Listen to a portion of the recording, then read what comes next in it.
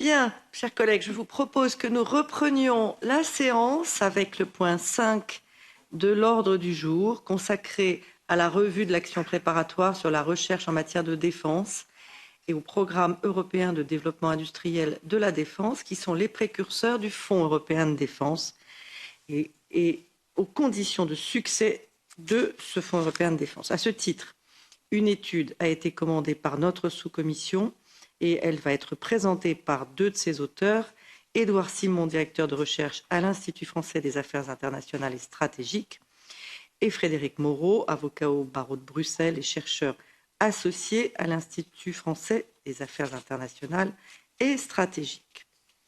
L'étude vous a été envoyée par courrier électronique. Et les questions auxquelles elle devait répondre étaient les suivantes. Quels enseignements peut-on tirer de l'expérience des deux programmes précurseurs du Fonds européen de défense pour la mise en œuvre de ce fonds?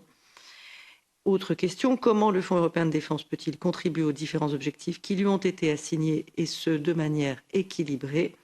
Et enfin, comment mettre en œuvre le Fonds européen de défense de manière cohérente avec les autres initiatives de défense de l'Union et les priorités capacitaires définies au niveau de l'Union européenne? Je passe la parole à Édouard Simon pour 5 minutes. Merci Madame la Présidente. Mesdames et Messieurs les députés, je voudrais tout d'abord vous remercier de nous donner l'occasion de présenter oralement cette étude que vous nous avez commandée et dont le rapport écrit est maintenant ou est sur le point d'être publié. C'est un grand honneur pour nous de pouvoir ainsi vous faire part du fruit de nos travaux qui ont duré plus de 4 mois. En effet, la création du Fonds européen de défense est un événement dont on oublie parfois le caractère historique. Pour la première fois, l'Union va financer la recherche de défense. Et malgré un budget diminué de quasi-moitié par rapport aux ambitions initiales, l'Union a créé un instrument qui potentiellement est en mesure de renforcer la compétitivité de la base industrielle et technologique de défense européenne et de contribuer ainsi à la constitution de nouvelles capacités militaires européennes. Encore faut-il pour cela que le fonds soit mis en œuvre de manière adéquate. Et cette mise en œuvre constitue aujourd'hui un défi important. L'ambition de cette étude, c'est de vous permettre d'évaluer les conditions du succès de la mise en œuvre du fonds. Et pour ce faire, je vais tout d'abord vous présenter brièvement les principaux enseignements qui peuvent être tirés des deux programmes précurseurs du fonds, c'est-à-dire l'action préparatoire pour la recherche de défense, l'APRD, qui concerne la recherche et technologie et qui a été mise en œuvre entre 2017 et 2020, et le programme européen de développement industriel de défense, ou PEDID, pour ce qui a trait à la recherche et développement et qui a été mise en œuvre entre 2019 et aujourd'hui. Dans un deuxième temps, Frédéric Moreau vous présentera nos conclusions concernant le Fonds européen de défense à proprement parler. APRD et PEDID sont des initiatives extrêmement récentes et les projets qu'elles financent ne produiront des résultats que dans les années à venir, certes. Toutefois, deux grands enseignements peuvent d'ores et déjà être dégagés. Premier enseignement que nous tirons des quelques 70 entretiens que nous avons menés, notamment avec des industriels de toute taille, des organismes de recherche et des candidats, heureux ou malheureux, ces deux programmes peuvent être qualifiés de grands succès. Fait important, ce constat est partagé par tous les participants, que leur projet ait été retenu ou pas. Ces programmes ont en effet eu deux grandes vertus. La première est qu'ils ont permis aux participants de se familiariser avec les exigences particulières de la recherche de défense qui sont reprises dans une très large mesure pour le fonds. En particulier, l'exigence de coopération transfrontière qui n'existe pas dans le programme de recherche civile Horizon Europe. La seconde est qu'ils ont conduit les participants à élargir leur réseau de partenaires au-delà de leur réseau traditionnel. Dans une certaine limite toutefois, puisque les délais très courts n'ont pas permis à des acteurs sans lien préalable avec la recherche de défense de prendre véritablement part à ces consortiums. En contrepoint, le second enseignement que nous tirons est que, en dépit de leur succès, ces deux programmes ont quand même confronté les participants à de réelles difficultés. Certes, toutes les difficultés n'ont pas la même portée et certaines, liées précisément au caractère expérimental de ces programmes, vont disparaître avec le temps, mais au moins deux difficultés sont d'ordre structurel et doivent être corrigées. En premier lieu, l'absence d'un dialogue structuré au niveau européen entre l'offre et la demande est problématique notamment pour la constitution des consortia. En l'absence d'un tel dialogue au niveau européen, c'est en effet aux différents niveaux nationaux qu'il s'est organisé, ce qui a nécessairement des effets d'exclusion pour les acteurs les plus petits et les moins habitués aux spécificités de la recherche de défense. En second lieu, il existe une vraie incertitude sur l'exploitation des résultats des projets financés par l'APRD et par le PEDID. Une telle incertitude est liée au périmètre limité de ces programmes et à l'absence d'une planification globale des programmes d'armement au niveau européen. Cette incertitude est dangereuse car les deux programmes peuvent avoir des effets déstabilisateurs sur la structuration des tissus industriels et de recherche nationaux. Tout l'enjeu du fonds est en effet d'ouvrir les chaînes de valeur nationales à des petites et moyennes entreprises européennes sans briser ces chaînes. Il faut donc aboutir à une nouvelle structuration du tissu industriel et de recherche de défense au niveau européen, ce qui ne semble pas véritablement être un objectif politique bien identifié à ce stade. En conclusion, et malgré ces difficultés qui sont réelles et qui doivent être traitées dans le cadre du FED, l'APRD et le PEDID sont de vrais succès, ce qui ne peut être que de bon augure pour le lancement du fonds que Frédéric Moreau va maintenant vous présenter. Merci. Je passe maintenant la parole à Frédéric Moreau. Oui, honorables parlementaires, mesdames, messieurs, madame la présidente, je redonnerai mes idées autour de 3 séries d'observations. La première concerne l'objectif du fonds, ou plutôt les objectifs car ils sont nombreux.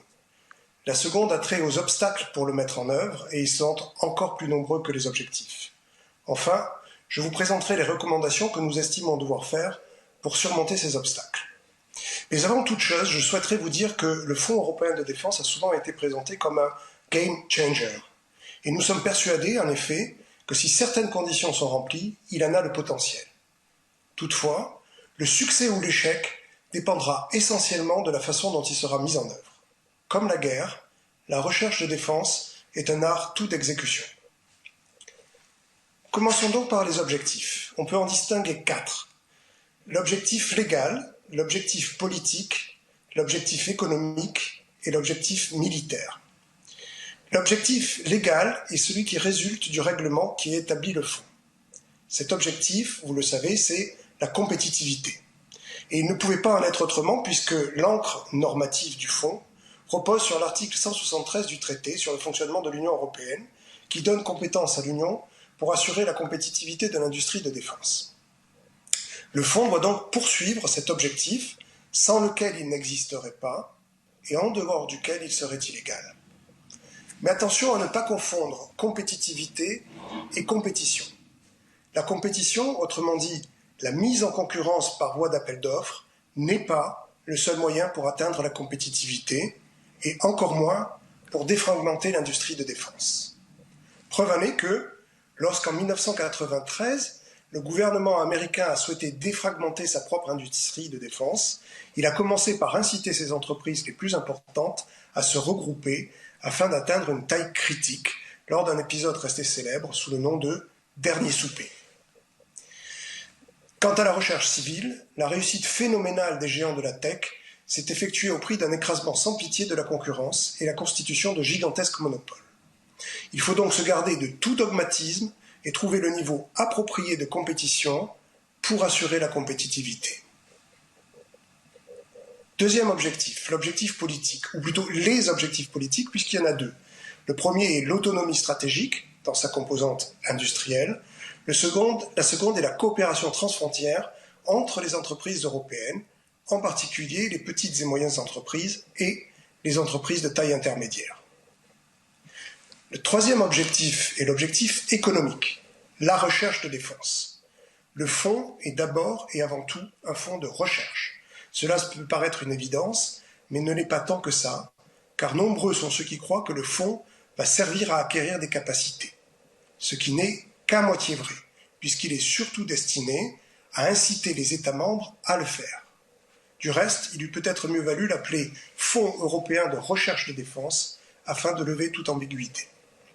C'est important d'avoir cela bien présent à l'esprit, car le temps qui sépare la recherche de défense de l'entrée en service des capacités militaires peut être extrêmement long. L'avion de combat américain F-35, déclaré opérationnel en 2018, est issu d'un programme lancé en 1994, soit 24 ans plus tôt.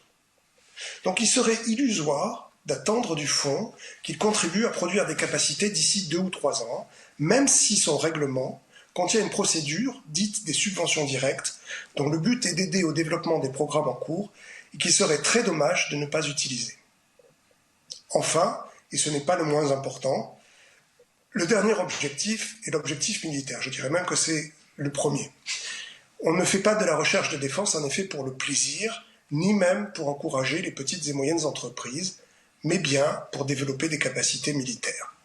C'est pourquoi la recherche de défense européenne doit être guidée par les besoins opérationnels exprimés par les militaires européens. Je dis bien les militaires européens et pas uniquement ceux des États membres.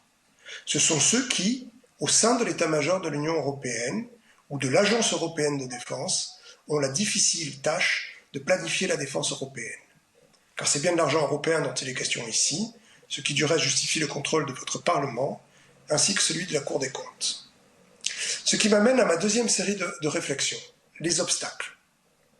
Le premier, le plus important à notre avis, est le conflit d'objectifs. Il sera difficile, par exemple, de concilier la compétition avec la coopération. Si l'on se contente de faire des appels d'offres, alors ce seront probablement les entreprises des pays qui ont investi de façon importante depuis des décennies dans la recherche de défense qui en bénéficieront. Et c'est logique. Or, c'est pour éviter justement cela que l'on a tempéré l'objectif de compétitivité par des exigences en matière de coopération. Exigences qui, comme l'a dit Édouard, n'existent pas dans le programme Horizon Europe. Mais si, à rebours, l'on va vers trop de coopération, on va perdre de vue l'objectif d'autonomie stratégique, car à la fin, encore une fois, il faut produire des capacités, et cela n'arrivera pas si on disperse les crédits en pluie fine sur un trop grand nombre de programmes et d'entreprises.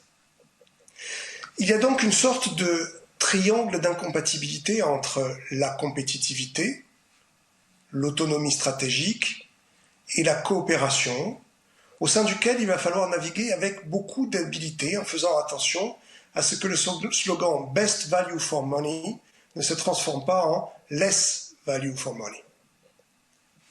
Le second obstacle résulte des faiblesses de la planification de défense européenne.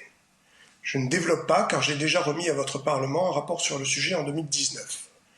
Mais j'insiste sur le fait que sans planification de défense européenne pour l'orienter, le fonds sera un canard sans tête, ou plutôt avec 27 têtes plus celle de la Commission. Et le risque sera alors grand que ces crédits ne servent qu'à arroser les sables des déserts industriels. Or, le fonds n'est pas suffisamment doté budgétairement pour pratiquer la politique dite de l'arrosoir. Tenter d'en faire un horizon Europe de la défense conduirait à un immense gaspillage. Troisième obstacle, précisément la faiblesse des crédits. 1,1 milliard d'euros par an environ. Partant de zéro, c'est un pas de géant, mais à l'échelle mondiale, cela reste un pas de bébé. La Russie, par exemple, avec un PIB de l'ordre de celui de l'Espagne, consacre à elle seule, c'est nos estimations, entre 7 et 9 milliards d'euros par an à sa recherche de défense. La Chine, entre 18 et 20 milliards. Quant aux États-Unis, ils dépensaient en 2020 96 milliards d'euros par an. Je dis bien d'euros, pas de dollars. Le Conseil européen a donc imposé une taille extra small pour le costume de la défense voulu par la Commission et votre Parlement. Il va falloir s'en accommoder. Quatrième obstacle, l'absence de pluriannualité et les risques de bureaucratisation. L'absence de pluriannualité pour le programme de travail du fonds constitue un obstacle majeur, car on ne peut pas construire des programmes de recherche de défense si chaque année on doit rebattre les cartes. Les industriels ont besoin de visibilité pour s'engager dans des programmes dont l'échéance est longue, le succès incertain et les investissements importants. Dans le même ordre d'idées, la complexité est aussi un obstacle dirimant. Si la Commission surpondère les exigences de la coopération transfrontière, elle va multiplier les formalités et enfermer les consortia dans un enfer bureaucratique. Imaginez que vous soyez le responsable d'un consortium de 15 entreprises, de 10 nationalités différentes, et que vous deviez réunir 15 documents pour toutes les entités impliquées dans la proposition. Cela peut tourner au cauchemar. Les meilleurs candidats estimeront que le jeu n'en vaut pas la chandelle et ils renonceront tout simplement à candidater. Enfin, le dernier obstacle est la difficulté des États membres, pour ne pas dire l'incapacité de certains d'entre eux, à se penser en tant qu'Européens.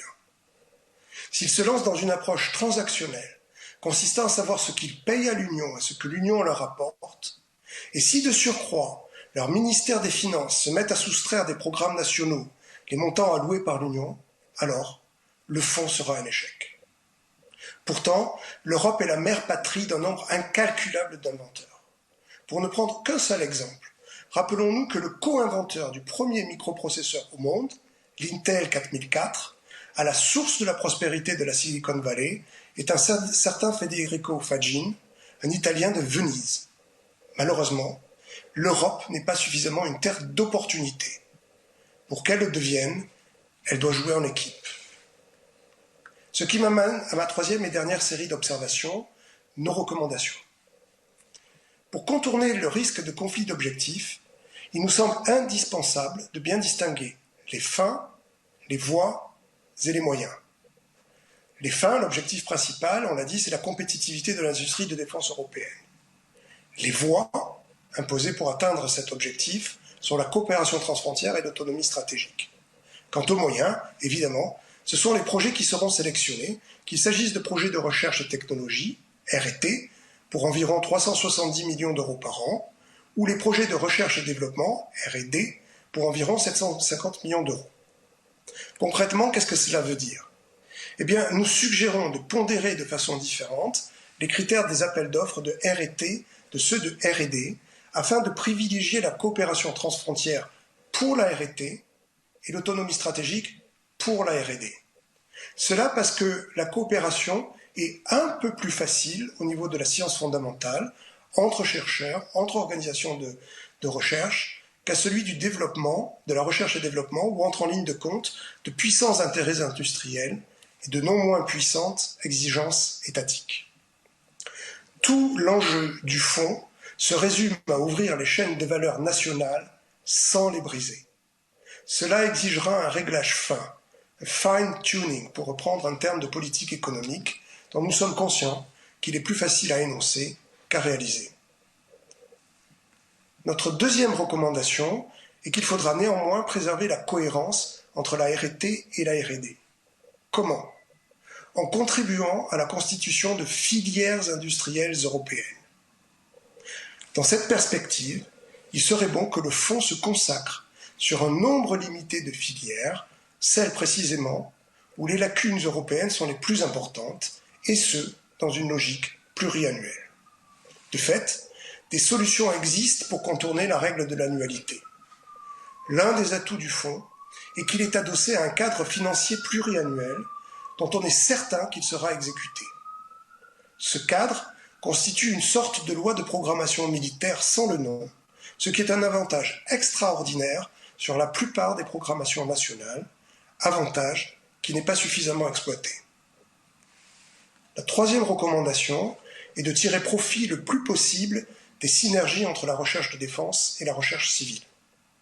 La Commission a présenté en février 2021 un plan synergie très ambitieux, et c'est une excellente chose. Du reste, votre Parlement va auditionner dans quelques instants la commissaire Margrethe Vestager sur ce sujet, et je n'ai rien à ajouter de plus. Aujourd'hui, la majeure partie des innovations de rupture ont lieu dans le civil et non plus dans la défense. Et pour cause, les budgets cumulés de recherche des géants de la tech dépassent la centaine de milliards de dollars par an, aussi bien aux États-Unis qu'en Chine. Chez nous, Horizon Europe représente 12 milliards par an. C'est 10 fois plus que le Fonds européen de défense. Il est donc crucial d'identifier les technologies émergentes et disruptives qui ne manqueront pas de se produire dans la recherche civile et de voir de quelle façon elles pourraient satisfaire des besoins militaires. Cela, afin que les crédits du fonds soient dédiés à des technologies qui n'intéresseront jamais la recherche civile, comme par exemple les technologies relatives aux missiles ou à la furtivité. En France, ce rôle de détection et d'orientation a été confié à l'Agence pour l'innovation de défense. Dans l'Union, il pourrait être confié à l'AED, qui dispose d'une solide expertise en matière de R&D et qui pourrait apporter une plus-value décisive sur ce point. Quatrième recommandation, améliorer le processus de planification de défense européen. C'est quelque chose dont nous sommes bien conscients, qu'il sera très difficile à faire car les enjeux de pouvoir sont importants et les rôles se sont figés. Pour autant, une remise à plat du processus européen de planification de défense et surtout la recherche d'une articulation plus efficace avec les planifications nationales est indispensable si l'on veut arriver à ce que la cohérence soit davantage qu'un mot sur un rapport du Conseil européen, d'autant plus si ce rapport est classifié. Cinquième proposition, l'expertise de la Commission doit monter en puissance. Cet impératif est bien intégré, je ne fais que le mentionner. Nous faisons également d'autres propositions plus techniques, mais néanmoins très importantes, comme par exemple une meilleure prise en compte des coûts indirects, mais je vous renvoie sur ces points à notre rapport écrit. Enfin, votre Parlement a un rôle important à jouer. Vous êtes le gardien de l'intérêt général européen et vous devrez veiller à ce qu'il ne soit pas sacrifié sur l'autel des intérêts particuliers des États membres. Vous devrez veiller notamment, au travers de rendez-vous annuels, à ce que l'approche communautaire qui est celle dans laquelle s'inscrit le fonds ne soit pas travestie par une approche transactionnelle. Ce qui m'amène à ma conclusion. J'ai dit que le fonds avait plusieurs objectifs et que le risque existait que des conflits entre tous ces objectifs ruinent les bénéfices escomptés. Or, l'espoir qu'a fait naître ce fonds est grand, car il est porteur d'un objectif au-delà des objectifs. Ce méta-objectif est de faire émerger la conscience d'une authentique communauté de défense, ou pour reprendre les mots du commissaire Breton, un affectio societatis européen, ce que l'on pourrait appeler European Union Defence Ownership. Nous sommes à un moment charnière de la construction européenne. Soit l'Union reste là où elle en est et elle risque de disparaître, soit elle évolue afin de se de défendre ses valeurs, de défendre ses intérêts, de protéger ses citoyens et de venir au secours de ses alliés. Elle sera alors en mesure de jouer un rôle sur la scène internationale. L'Union ne sera solide que si elle est solidaire. Cette solidarité passe par la défense. Je vous remercie de votre attention. Merci beaucoup pour cette présentation très riche. Je vais passer la parole aux coordonnateurs des groupes politiques pour un premier tour de questions, en commençant pour le PPE par Arnaud Danjean. Merci Madame la Présidente. D'abord, je voudrais remercier Monsieur Simon et Monsieur Moreau qui ont produit un document tout à fait remarquable qui synthétise, tout en développant de façon très détaillée et précise, mais qui synthétise vraiment les problématiques attachées à ce Fonds européen de défense, dont je partage complètement l'avis de M. Moreau, selon lequel il devrait s'appeler Fonds européen de recherche de défense, tant, malheureusement, j'allais dire, la présentation qui en a politiquement été faite ici et là laisse penser, soulève beaucoup d'ambiguïté, à vrai dire. C'est-à-dire que aussi bien ses promoteurs que ses détracteurs à ce Fonds européen de défense le présentent pour ce qu'il n'est pas. Et je trouve qu'une des vertus de cette étude est de bien montrer les forces et les limites qui s'attachent à ce nouvel instrument révolutionnaire sur son principe, mais pas forcément révolutionnaire dans sa portée réelle, en tout cas à court terme, comme vous l'avez bien souligné. Moi, je regrette d'ailleurs que le débat se soit un peu, c'était inévitable évidemment politiquement, mais se soit posé sur de mauvaises bases, entre ceux qui laissent penser que ce fonds va tout bouleverser et que ça va faire de l'Europe un géant militaire, et puis ceux qui s'opposent à ce fonds parce qu'ils y voient une militarisation de l'Europe, alors que nous parlons là de programmes relativement modestes, malheureusement, en matière de recherche, et qui aboutiront à des capacités peut-être dans plusieurs années, voire pour certains dans plusieurs décennies. Donc il faut bien resituer de quoi on parle. C'est une des vertus de cette étude, de bien replacer le débat là où il doit être. Et je souscris absolument à tout ce que vous avez dit. en particulier sur les obstacles, les limites, les réserves qu'on peut avoir et ce sur quoi il convient d'être très attentif, encore une fois, sans extrapoler à quoi correspond ce fonds. Moi, je soulignerai les deux problèmes principaux de mon point de vue, mais vous les avez en partie mentionnés, évidemment. C'est d'abord la gouvernance, parce que je pense qu'effectivement, et je mets dans gouvernance un aspect très important comme celui de la pluriannualité. Donc dans la gouvernance, il y a l'aspect budgétaire, il y a l'aspect bureaucratique, il y a l'aspect sélectivité aussi des projets. Et cette gouvernance qui fait fonctionner ensemble la Commission, les États membres, les industriels, ça va être à la fois fondamental et puis ça peut être très vite un facteur bloquant. Et je pense en particulier pour les industriels, si ce processus est trop complexe, avec une visibilité altérée, on risque de perdre les industriels en cours de route et ça serait tout à fait dramatique. La deuxième limite que je vois à ce fonds, je ne reviens pas sur l'aspect budgétaire, on l'a tous souligné abondamment, le verre à moitié vide ou à moitié plein, mais vous avez donné de bons ordres de comparaison. Au-delà de l'aspect budgétaire, un des problèmes de mon point de vue va être l'articulation, vous l'avez dit, avec la planification de défense. On a à peu près tous les instruments en place. On a une forme d'alignement de planètes potentiel qui devrait maximiser les effets de ce fonds. L'AED a rendu ses études. On a CARDS qui identifie parfaitement les lacunes capacitaires que nous avons. Et je partage tout à fait votre analyse selon laquelle c'est d'abord pour combler des lacunes capacitaires que ces investissements communs doivent être réalisés. Et ma crainte, c'est qu'on ait une tuyauterie qui s'emboîte très imparfaitement entre les constats de besoins, qu'ils soient du niveau national ou européen, et puis les modes de financement et les projets choisis. J'espère vraiment qu'on arrivera à une articulation optimale. Mais on sait tous que si on veut obtenir une articulation optimale, ça veut dire une sélectivité très forte et ça veut dire un nombre restreint de projets pour qu'un effet de levier soit réellement puissant pour combler nos gaps technologiques. Ma crainte, c'est qu'effectivement une logique de saupoudrage plus équilibrée, plus consensuelle, vienne un petit peu contrebalancer l'effort plus sélectif qui devrait être fait. Alors on peut toujours espérer que ces contraintes soient levées. Vous avez, je crois, de très astucieuses recommandations auxquelles je souscris parfaitement. Il y en a d'autres, vous l'avez dit dans votre rapport écrit, qui est vraiment, de ce point de vue-là, un excellent vade-mecum pour aborder le Fonds européen de défense tel qu'il est et tel qu'il doit être abordé, et pas tel qu'il est présenté, encore une fois, à tort ou à raison par ses promoteurs et ses détracteurs. Attachons-nous de façon tout à fait concrète à faire fonctionner cet instrument. Merci. Et encore merci pour votre étude. Merci. Pour Renew Europe, Petras Austrevicius. Merci, Madame la Présidente. Et je remercie aussi les deux intervenants de leur excellente présentation quant aux résultats de leur étude. Je commencerai par le commencement. Le premier orateur nous a parlé d'un manque de dialogue entre l'offre et la demande et que c'est la raison pour laquelle il est difficile de trouver un équilibre afin d'encourager les deux parties à faire avancer les choses.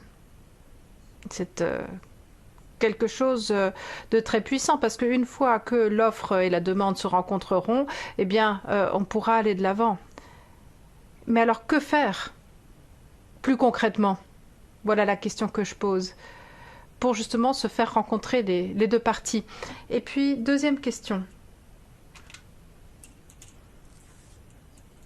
Le mécanisme de cofinancement FED, il y a différents régimes de cofinancement selon les étapes ou les stades auxquels on se trouve en matière de RT et R&D. Mais est-ce que c'est bien étayé, ce taux de cofinancement? Dans quelle mesure est-ce qu'il soutient vraiment le processus de façon efficace, notamment eu égard aux pressions exercées par la Russie et la Chine qui mettent à disposition beaucoup plus de financement pour la recherche et le développement, et que ce processus, ces activités de R&D sont très très onéreuses évidemment. Enfin, la R&D, c'est quelque chose qui prend du temps. Et parfois, les résultats interviennent après une bonne période de temps. Alors, ce programme se fonde sur 7 ans. Il est pluriannuel. Alors, est-ce que c'est suffisant pour bien apprécier la gestion de l'échéancier, notamment dans un domaine aussi onéreux que la R&D en défense? Et y aurait-il d'autres options, d'autres propositions?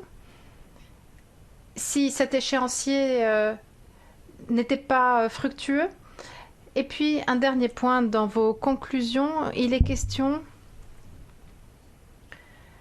de l'efficacité de la recherche en défense, et notamment la R&D, dépend largement de la planification en défense et de la capacité à anticiper des menaces à venir. Donc, sur cette base-là, entre justement PESCO et FED, non, pardon, certaines priorités FED ne sont pas intégrées dans le PESCO. Or, la PES, c'est vraiment notre priorité. Est-ce que vous pourriez peut-être apporter des éclaircissements? Pour les Verts, Markéta Gregorova. Thank you very much. Merci. Et merci de vos présentations. Notre question clé est la suivante. Qu'en est-il de l'efficacité et de l'efficience de la R&D au sein du PADR? Il nous faudrait vraiment des critères d'évaluation. Est-ce que cette utilisation de fonds européens pourront vraiment mettre à disposition des capacités de défense auxquelles les États membres de l'Union pourront avoir recours? Et est-ce qu'on pourra combler des lacunes en matière de défense, et notamment là où nous sommes très en retard? Et puis, selon les informations que nous avons reçues de la part d'ONG, eh bien, on déplore que la grande partie de ce financement sont donnés à 2 petites entreprises qui d'ailleurs conseillent la Commission quant à la façon d'utiliser ces fonds. Est-ce que vous pensez que c'est correct? Est-ce qu'il ne faudrait pas veiller davantage à éviter les conflits d'intérêts? Enfin, une question très concrète. S'agissant la PRD, les 3 appels 2017, 2018, 2019, donc les appels qui visaient la dépense de 19 millions d'euros de ces fonds, s'articulèrent autour de 3 thèmes. Pourquoi ces thèmes-là et pas d'autres thèmes? Pourquoi est-ce qu'on a retenu cela? Est-ce que ces thèmes sont sensés à votre avis? Est-ce qu'ils sont pertinents? Merci. Pour The Left, Özlem Demirel. Merci beaucoup, Madame la Présidente. Moi aussi, je remercie les orateurs d'avoir présenté cette étude. Et je peux vous dire que j'ai pris note que l'étude que nous avons commandée, donc l'expertise de M. Fischer-Larcano est mentionnée dans vos travaux, mais malheureusement, nous n'entendons plus tellement bien l'oratrice. Elle est très peu audible. Les interprètes font ce qu'ils peuvent. Vous parlez de l'article 173, mais vous n'approfondissez pas l'expertise où M. Fischer-Larcano dit très clairement que la base, c'est finalement l'élargissement des capacités de défense de l'Union européenne. Et ça, je voulais encore le souligner. C'est l'industrie de la défense qui en profite, évidemment. Alors, est-ce que, en pleine pandémie, il est bien pertinent de verser tout cet argent dans l'industrie de l'armement et d'étendre les capacités de défense de l'Union européenne? Et si j'ai bien compris, vous dites par ailleurs que l'UE a l'intention de verser 1 milliard d'euros dans la recherche et le développement et qu'il s'agit là d'une fraction de ce que dépense un pays tel que la Russie ou la Chine. Mais en même temps, vous dites que l'Union européenne est une instance d'investissement, mais que les États membres contribuent eux aussi au projet. Donc il ne s'agit pas d'1 milliard d'euros, il s'agit d'un multiple d'1 milliard d'euros qui sera dépensé là. Est-ce que vous pourriez prendre position? Et puis, l'éthique, les vérifications éthiques, vous en parlez, mais il faudrait quand même pouvoir approfondir au moment d'utiliser ce fonds, de voir s'il est utilisé de façon éthique. Mais en même temps, la Commission décide elle-même de qui compose un panel d'experts qui sont censés faire les vérifications éthiques. Alors comment assurer de ce qu'il y a vraiment un examen éthique digne de ce nom à l'heure d'utiliser ces fonds? Et là, bien sûr, je parle de la Commission de l'Union européenne. Merci. Merci. Je vais donner la parole aux auteurs de l'étude pour répondre à cette première série de questions, en commençant par Édouard Simon. Merci beaucoup, Madame la Présidente, et merci, Mesdames et Messieurs les parlementaires, pour vos questions. Je vais répondre à quelques-unes de vos questions et je laisserai Frédéric Moreau répondre aux autres. Tout d'abord, merci beaucoup pour vos mots sur la qualité de cette étude et sur l'intérêt que vous y avez porté. Sur la question peut-être des taux de cofinancement, il faut rappeler que les taux de cofinancement permettent dans une très large partie de couvrir un certain nombre de dépenses et que la logique du fonds, en particulier pour ce qui concerne les actions de développement, c'est plus on se rapproche du marché, plus disons l'accompagnement, le financement européen va s'amenuiser ou va se réduire de manière à laisser place à des formes de soutien, de cofinancement national plus importantes. L'idée étant de pouvoir faire le lien, la jonction justement avec la demande finale avec la demande en capacité finale. Ce qui explique que typiquement sur la problématique des prototypes, on a un financement, un taux de financement au niveau européen qui se limite à 20%, sachant que, et c'est Frédéric le rappelait tout à l'heure dans son propos liminaire, une des problématiques auxquelles les industriels sont confrontés est en fait la base sur laquelle ces taux sont calculés, c'est-à-dire les taux qui sont éligibles et ceux qui ne sont pas éligibles. Et c'est une des problématiques auxquelles les industries aujourd'hui sont confrontées lorsqu'elles font de la recherche de défense, c'est à des dépenses qui ne sont pas éligibles au financement du fonds, qui sont très importantes. Par ailleurs, sur les questions de l'efficacité, de l'efficience de l'action préparatoire sur la recherche de défense, comme je le disais et comme vous le soulignez, Madame la députée, dans votre question, il y a eu 3 appels à projets dont le dernier a eu lieu l'année dernière. Donc il est encore trop tôt pour tirer des conclusions véritables sur l'efficacité, l'efficience de ces investissements, dans la mesure où, comme cela avait été rappelé dans nos propos liminaires et dans un certain nombre d'interventions, il va falloir plusieurs années, voire même décennies, pour que ces résultats produisent des capacités ou concourent à produire des capacités. Donc malheureusement, j'ai peur de n'avoir qu'une réponse qui soit comment dire, forcément déceptive à votre question. Cela étant, et ça me permettra de reboucler avec votre dernière question, Madame Gregorova, Les 3 appels ont décidé de s'articuler, comme vous le rappeliez, autour de 3 thématiques particulières.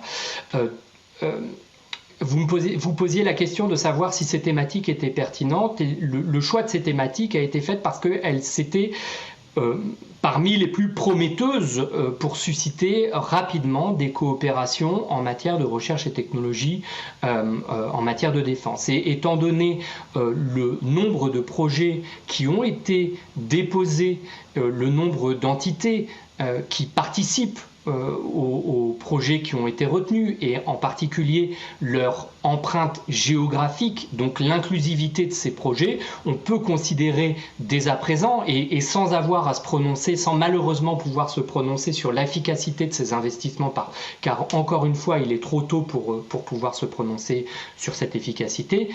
Encore une fois, ces éléments témoignent du succès de la démarche qui a été entreprise. Merci. Je passe maintenant la parole à Frédéric Moreau. Oui, rebonjour. Oui, alors, tout d'abord, je voudrais non pas répondre à M. Danjean, puisqu'il n'y avait pas vraiment de questions, mais je voudrais simplement lui dire que ces mots très laudatifs, venant d'un des très grands experts de la défense européenne, venant du rédacteur de la revue stratégique de défense nationale française, font chaud au cœur et sont vraiment très très appréciés venant de lui. Ça vaut tout l'or du monde. À Monsieur Ostravicius, excusez-moi, Édouard a déjà répondu sur la question des taux. Sur la question de est-ce que 7 ans c'est la bonne durée pour apprécier l'efficacité du fonds? La réponse est non. Encore une fois, le F-35 c'est 24 ans entre le lancement du programme et la déclaration de capacité opérationnelle. C'est la même chose pour le Rafale, c'est un petit peu moins, 22 ans je crois. C'est la même chose pour des programmes complexes comme les hélicoptères Osprey V-22, comme même l'Airbus A400M dont il est de bon ton de se moquer, a de ce point de vue-là été d'une extraordinaire célérité puisqu'il a été réalisé entre 2003, date de lancement officiel du programme, et 2015-2016. Donc au minimum, on va dire, c'est 15 ans. Donc, ça veut dire que les capacités pour lesquelles le fonds va financer des programmes de recherche demain n'entreront, dans le meilleur des cas, que dans 15 ans. D'où l'utilité du Direct Awards, des subventions directes, qui consistent à donner un coup de pouce, si je puis dire, à des programmes pour lesquels les États membres se sont déjà mis d'accord, et donc accélérer cette procédure de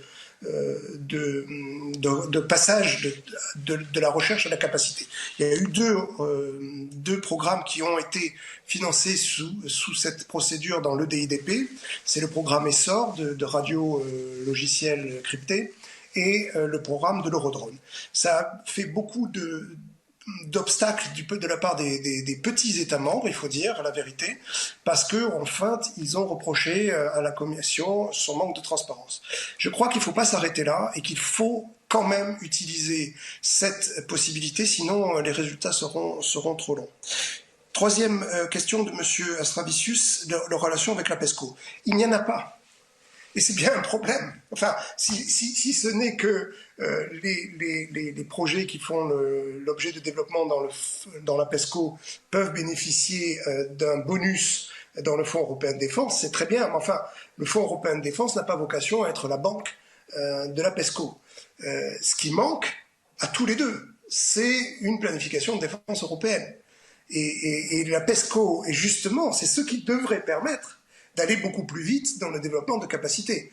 Nous avons 2 branches. Nous avons la branche pour les capacités qui devrait être la PESCO, qui malheureusement ne l'est pas suffisamment, puisque dans le projet de PESCO, il y a beaucoup de projets, mais très peu, une poignée de projets véritablement structurants sur le plan capacitaire. Et puis, il y a le Fonds européen de défense. Il doit y avoir un dialogue constant, annuel, entre les programmes de ces 2 instruments, dont l'un est d'essence intergouvernementale, la PESCO, et l'autre est d'essence communautaire, le Fonds européen de défense. C'est un problème qu'il faut absolument résoudre. Madame Grégorova, je pense que Édouard Simon a répondu à toutes vos questions. En réponse à Madame Desmirel, qui fait trois très intéressantes observations sur la légalité, sur le financement et sur l'éthique. Bon, alors sur la légalité, nous avons bien entendu mentionné l'étude de ce professeur de droit allemand, qui a été du reste demandé et financé par votre groupe. Moi-même, j'ai commis ce que l'on appelle une opinio juris, qui est disponible sur mon site internet. J'ai été interrogé par votre Parlement dans le tout premier rapport que je vous ai rendu en 2016 sur le futur de la recherche de défense, sur la légalité justement du financement de la recherche de défense et de l'industrie de défense. Et j'ai été également auditionné, mais dans un rapport qui n'est pas public, par la Commission européenne sur ce sujet. Pour moi, il n'y a aucun doute, et je suis prêt à vous en faire la démonstration, si vous me donnez 3 minutes, que tout ceci est conforme au traité. Aucun doute. Attendons-nous bien, on ne se base pas sur l'article 41, on se base sur l'article 173. On n'est pas dans l'intergouvernemental, on est dans le communautaire. Et quand bien même on serait dans l'article 41, pour tous ceux qui l'oublient, le principe c'est que les dépenses de la PSDC sont financées par le budget de l'Union.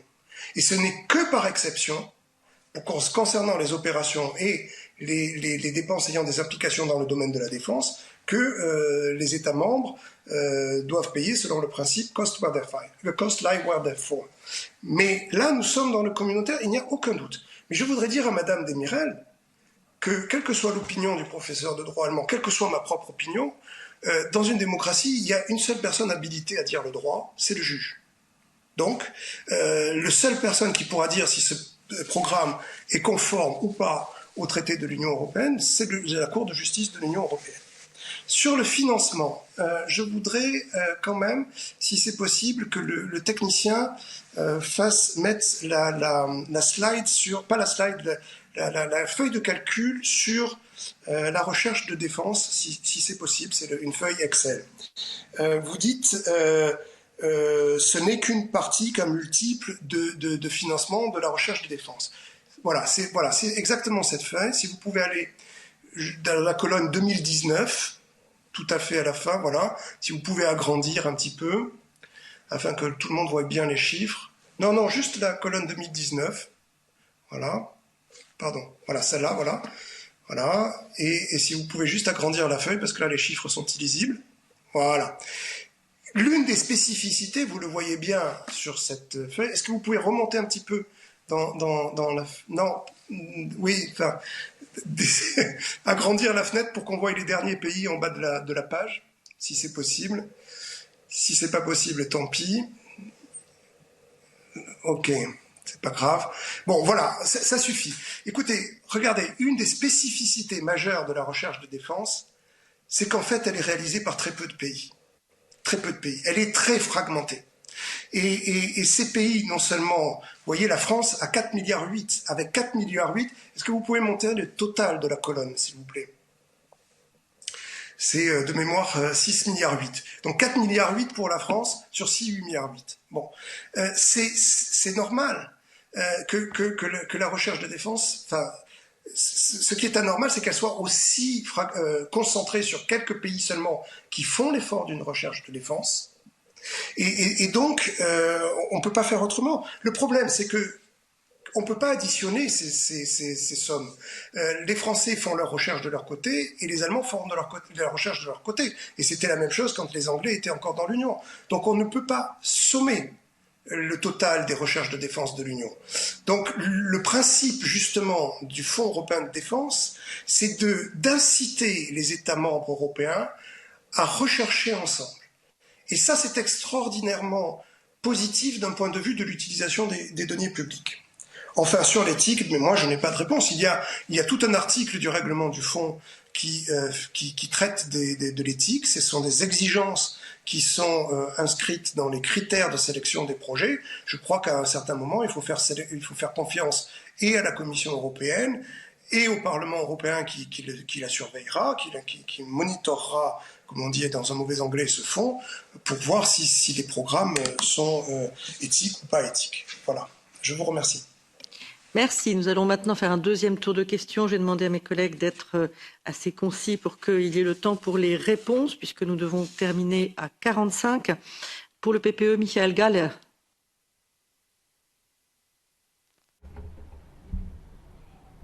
Merci pour l'étude excellente et pour les explications que nous avons obtenues.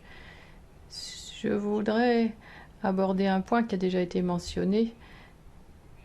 Comment est-ce que les projets PESCO proposés et les projets FED pourront s'articuler? C'est vrai qu'il faut se limiter, je suis d'accord, étant donné que les moyens sont limités. Alors c'est une question politique à l'agence de défense, au steering committee.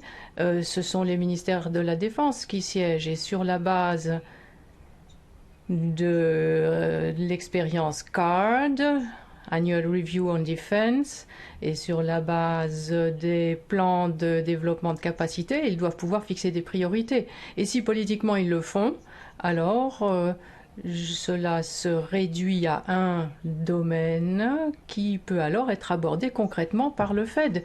Où est le problème en réalité à ce moment-là? Ça, c'est ma première question.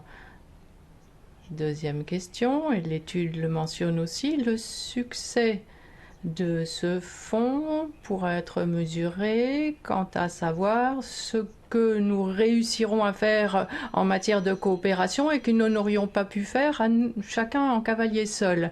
Donc ça, c'est un point qui est le suivant. Est-ce que dans le cadre du potentiel que nous avons maintenant, est-ce que dans la planification de défense des différents États membres, quelque chose a déjà évolué, a déjà changé? Parce que s'ils prennent des décisions ensemble, il faut que leur planification financière, leur planification de développement évolue. Ce que je n'ai pas encore vu ni constaté, ou est-ce que je ne l'ai raté? Merci. Pouvez-vous nous en dire quelque chose? Merci.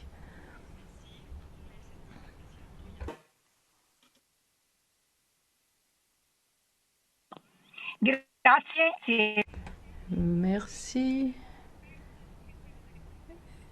Les questions éthiques ont été touchées avec un peu de frilosité dans la réponse du deuxième expert et qui demande d'en dire davantage. Je sais que ce sujet ne fait pas partie de l'enquête et du rapport, mais votre connaissance de l'action de préparation est trop précieuse pour ne pas vous demander de nous exprimer davantage.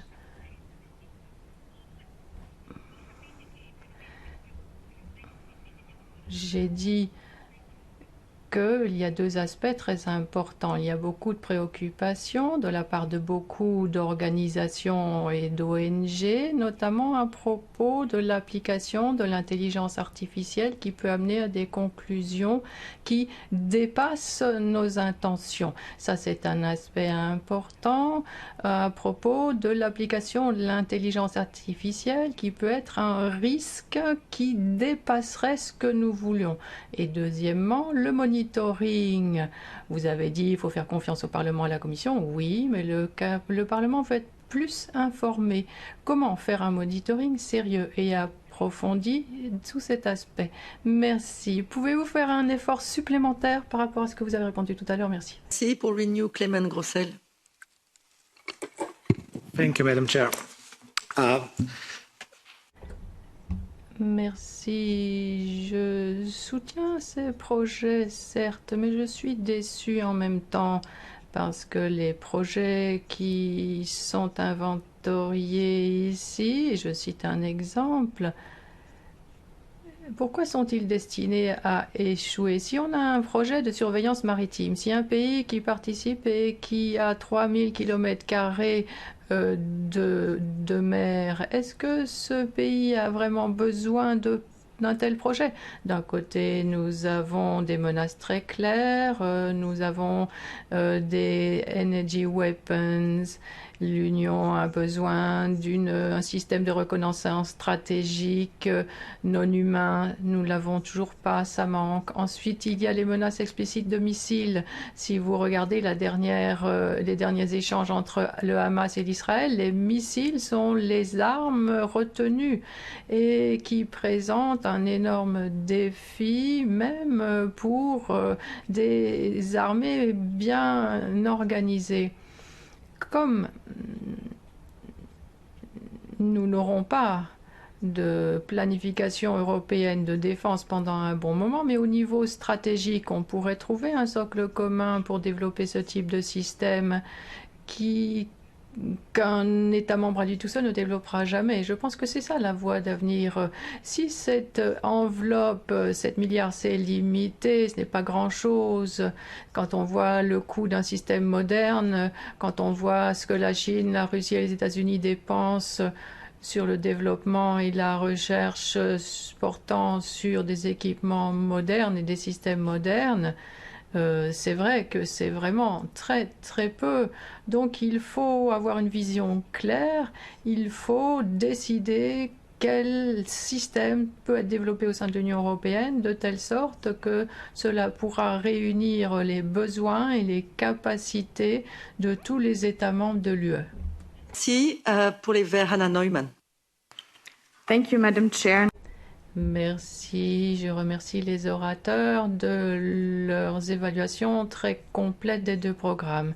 Je vais me concentrer sur un aspect qui jusqu'à présent n'a pas été touché, c'est l'exportation des biens, des équipements militaires qui vont résulter de ce programme. Il est évident que si l'UE finance la recherche et le développement, elle veut aussi avoir son mot à dire sur l'exportation des produits qui résulteront vers des pays tiers non associés. Le PE a réaffirmé sa position là-dessus en disant que si des équipements militaires sont cofinancés avec l'argent de l'UE doit aussi avoir voix au chapitre sur le contrôle des résultats. Question 1. Comment ces contrôles à l'exportation de l'UE vont-ils être gérés pour ce qui est des deux projets en question? Et 2, à propos du Fonds européen de défense, ici nous avons une indication très claire à l'article 25 du fonds qui nous dit donner une licence ne doit pas contrevenir aux intérêts de défense et de sécurité de l'Union et de ses États membres ou les objectifs de ce règlement, voire article 3. Sinon, il faudra rembourser le financement au titre du fonds. Donc, quelle est l'expertise et les structures que nous devons créer au niveau de l'UE pour garantir que cet article puisse être mis en œuvre correctement? Thanks, President. Merci beaucoup, merci aux orateurs. Je pense que c'est un gaspillage d'argent que ce fonds, alors que cet argent pourrait être dépensé sur le climat et la sécurité dans le monde, mais il faut absolument que les États membres qui n'ont pas une histoire de production d'armes doivent participer à cela, ce qui est tout à fait important, dit-on. Alors, je sais que vous avez touché à cela, mais comment est-ce que cela peut fonctionner, par exemple, pour un pays comme l'Irlande, qui n'a pas de tradition en la matière? Il n'y a pas eu beaucoup de dialogue là-dessus. Comment est-ce que, dans la pratique, cela peut fonctionner que d'élargir cette base? Et vous parlez beaucoup des capacités de la Commission pour aboutir à des changements dans le domaine de la défense et dans l'intérêt de l'Union européenne. Quel est l'intérêt commun européen? Il n'y a pas beaucoup d'éléments communs quant à la perception des menaces, par exemple. J'en vois entre l'Irlande et la Pologne. C'est pour ça qu'il y a un problème dans le domaine stratégique. Quelles sont les menaces communes et les intérêts communs selon vous? Merci. Repasser la parole à nos intervenants en leur disant moi aussi à quel point j'ai apprécié leur travail et en leur demandant un exercice de concision extraordinaire pour leurs réponses parce que je vais leur confier à chacun 3 minutes. Édouard Simon pour commencer. Merci beaucoup Madame la Présidente et merci Mesdames et Messieurs les députés pour vos questions. Je vais répondre donc brièvement à certaines des questions qui ont été posées. Tout d'abord sur la question de l'éthique qui a été relevée par Madame Toia. L'article 7 est quand même assez clair sur les modalités qui existent pour justement s'assurer qu'il existe un contrôle a priori de l'éthique des projets qui vont être soutenus par le fonds, sans compter que sur la question spécifique de l'intelligence artificielle, un certain nombre de garde-fous ont été introduits à la demande de ce Parlement, d'ailleurs, pour que justement on puisse limiter au maximum les développements indésirables. Je voudrais juste souligner, pour répondre à Madame Toia, que bien sûr on n'aura jamais une certitude à 100% des résultats de cette recherche et de l'innovation, parce qu'il y a une part d'incertitude qui est propre à tout processus d'innovation. Cela étant, l'Europe, l'Union européenne, mais aussi ses États membres, c'est le seul continent sur lequel on se pose de manière tout à fait sérieuse ces questions, et on a mis en place ce type de structure, la structure qui est prévue au titre de l'article 7 du Fonds européen de défense, ce qui, me semble-t-il, joue plutôt pour le Fonds et pour l'Union européenne.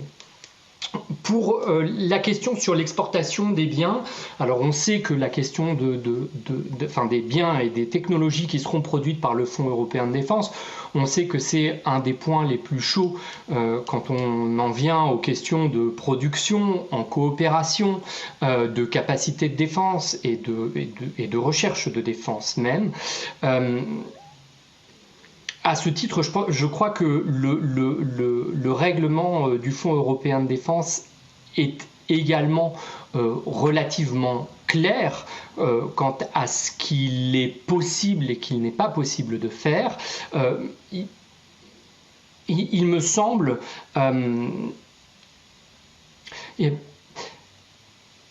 comment est-ce que je peux dire ça ?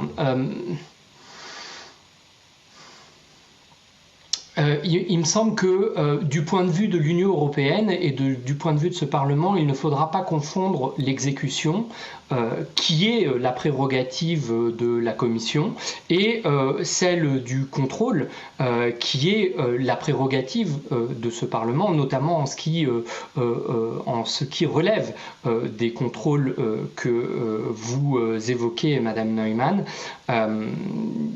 Et je laisserai Frédéric répondre plus avant s'il le souhaite sur cette question. Je vous remercie.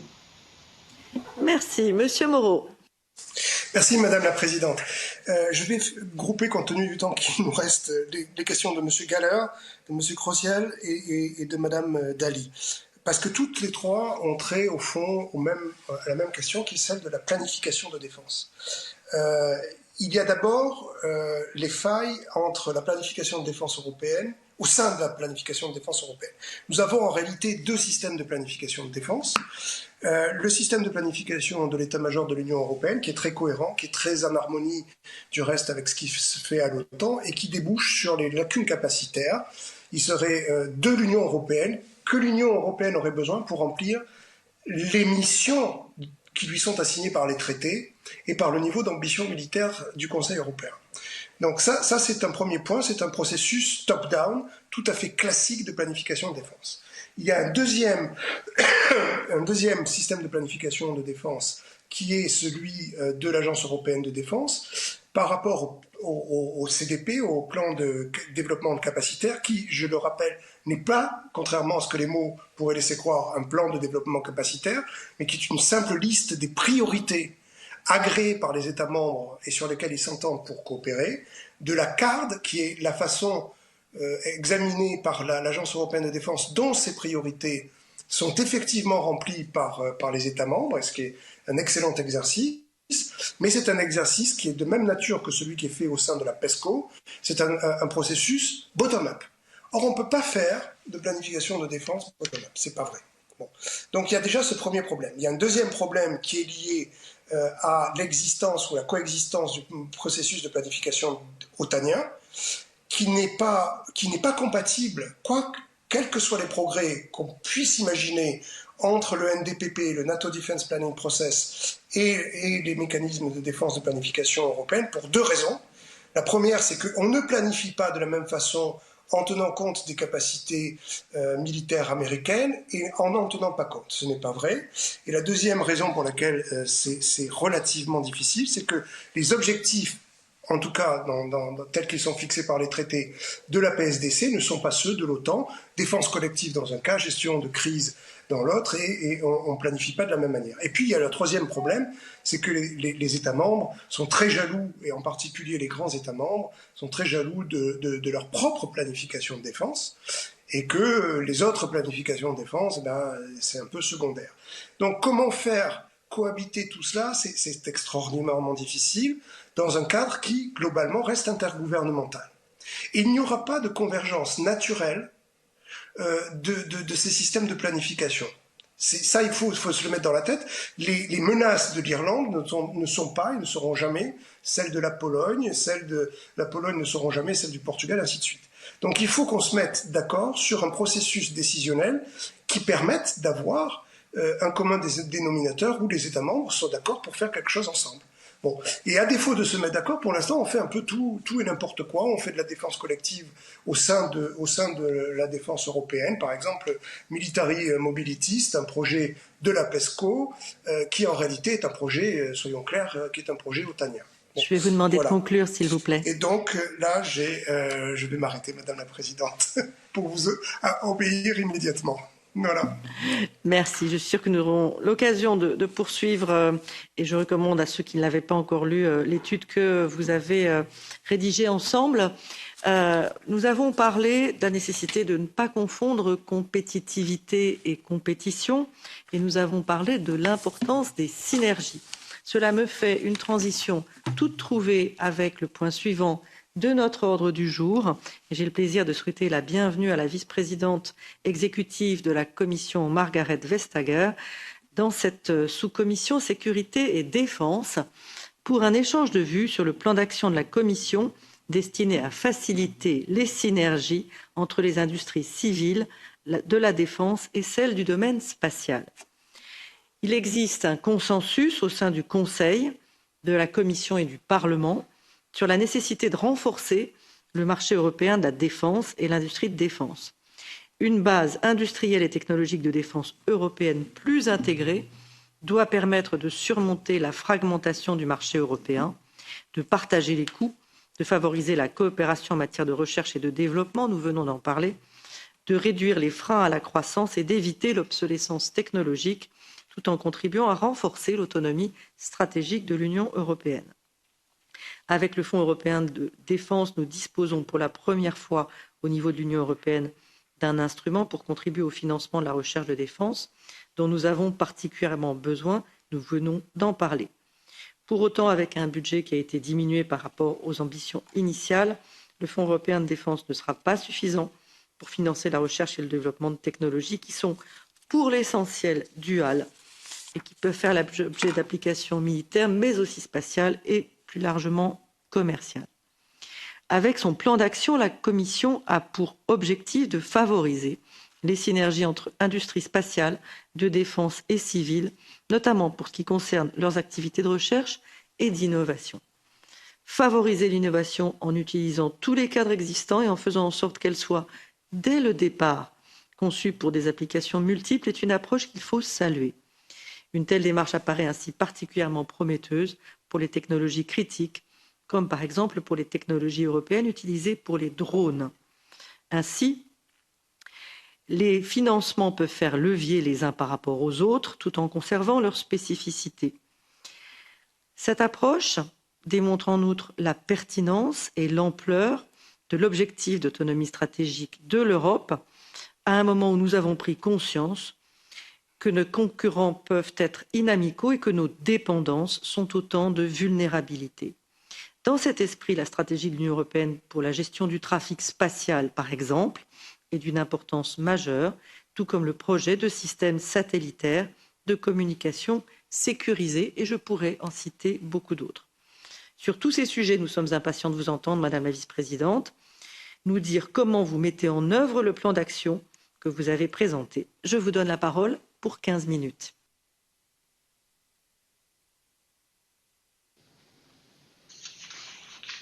Well, Honorable Chair. Madame la Présidente, Messieurs et Madame les eurodéputés, merci beaucoup de m'avoir invité aujourd'hui pour cet échange de vues. J'apprécie beaucoup votre intérêt pour le plan d'action sur les synergies entre les industries civiles de la défense et spatiale. Et c'est aussi ma première occasion pour parler avec vous. Et je dois dire, je m'en réjouis beaucoup. J'ai entendu que vous avez parlé précédemment de l'application des programmes précurseurs du Fonds de défense européen. J'ai noté l'évaluation positive par les participants aux 2 précédents programmes et c'est un bon signe pour le Fonds européen de la défense. C'est un bon signe que ce que nous sommes en train de mettre en place sera de qualité en suivant l'accord, évidemment, des 2 colégislateurs. J'ai également noté une référence politique au plan d'action dont nous allons parler aujourd'hui. L'étude a identifié à peu près la moitié des 11 plans d'action. Et je cite la page 59, il est trop tôt pour dire si ce plan d'action changera la donne, mais quand on voit la direction dans laquelle il va, on note des éléments positifs pour le succès du Fonds de défense européen. Et ça, c'est une transition très utile pour l'aspect principal de notre discussion sur les synergies entre les industries civiles de la défense et spatiale, ainsi qu'il a été publié en février de cette année.